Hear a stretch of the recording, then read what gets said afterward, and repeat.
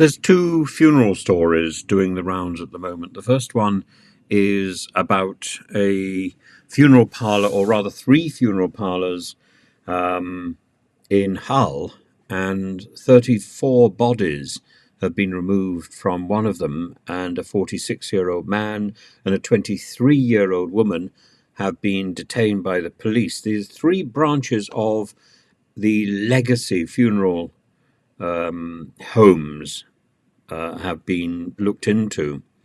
And the legacy funerals offer a lawful and a decent burial, and that is something that these people have been accused of not providing. They are allegedly being investigated for fraud by abuse of position and fraud by false representation. This is what the police said today. And the family, this is a family business, and they offer, quote, traditional funerals with care and respect, a dedicated and unsurpassed service, offering flexibility. I don't quite understand what flexibility is when it comes to funerals. I mean, I don't understand how flexible anybody can be. This is a service which is generally only needed once in a lifetime, and it's very difficult to run around the place and try and compare what's on offer. In my experience, you go to the first funeral director who turns up, in my day, in the Yellow Pages. The last time I had to arrange a funeral, it was something which it was just done, and there was no shopping around. It didn't seem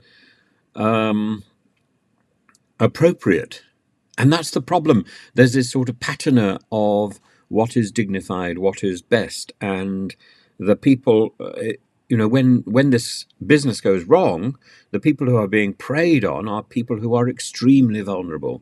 They've just lost a loved one.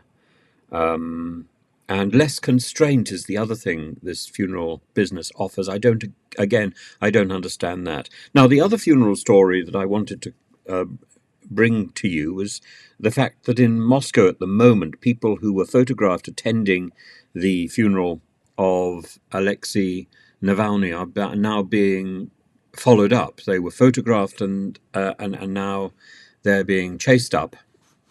And those people who were shouting glory to heroes, Navalny, and various epithets about Mr. Putin, these people like Igor Komlev were arrested or have been arrested. Many people have now been arrested and taken to police stations. Their passports have been confiscated. It's an alarming development in what is rapidly becoming a police state. And the other day there was a fellow who was arrested in the Moscow State University. It's a university I know quite well. I was going to do a course there. I was going to lecture there, and then at the last minute I didn't go back, so I didn't take up that course. But it was all arranged, and I remember going into the building, which is very impressive, and thinking this would be rather fun to lecture in this building. And it was quite a modest little course. I don't think I was going to have more than about 20 students, and it was quite a niche subject. But nevertheless, I met some students from the Moscow State University and from other universities around Moscow. I lectured in the Moscow Presidential Academy. I think I did some work in MGIMO, and I think there was another university that I went to, and the Journalists' University. That didn't go down terribly well because clearly my lessons, my lectures on ethics didn't work very well, because I then found myself being invited to be on a TV show which dubbed fake information or fake words onto my own voice. So my students didn't take my my lectures to heart.